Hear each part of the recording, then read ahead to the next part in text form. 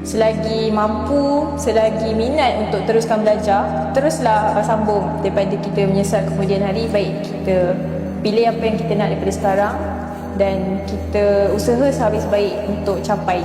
Saya kini merupakan seorang pelukis pelan di MLR Architects dan juga saya diamanahkan untuk menyediakan pelan bangunan daripada bangunan komersial, infrastruktur lain, rumahan dan juga hospital. Kebanyakan projek yang kami telah bina dan juga masih dalam proses adalah Tunku Laksmana Johor Cancer Center.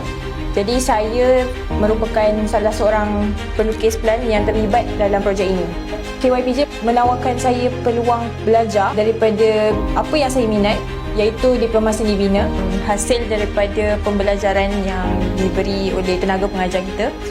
Saya dapat guna pakai setiap perkara yang mereka ajarkan kepada saya daripada segi teori dan juga teknikalnya. Jadi khususnya untuk saya sebagai pelukis pelan, apa yang dibelajar dulu salah satunya menggunakan AutoCAD dan juga SketchUp. Dua software ini sangat penting dalam bidang ini. Dalam tugas saya juga, saya perlu produce amount of drawing yang sangat banyak. Jadi daripada dulu saya dah dilatih untuk bekerja di bawah tekanan dan di bawah tempoh masa yang tertentu.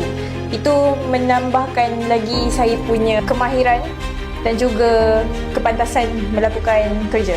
Kalau daripada segi kemudahan di kolej, saya sangat suka sebab kami punya fakulti sangat berdekatan dengan setiap keperluan. Saya selalu habiskan masa di studio. Jadi studio saya pun sangat selesa. Waktu belajar, kami selalu pergi ke library untuk dapatkan bahan maklumat. Hampir setiap minggu kami akan ada creative session. Jadi kemudahan ini sangatlah membantu kami. First kali adalah minat.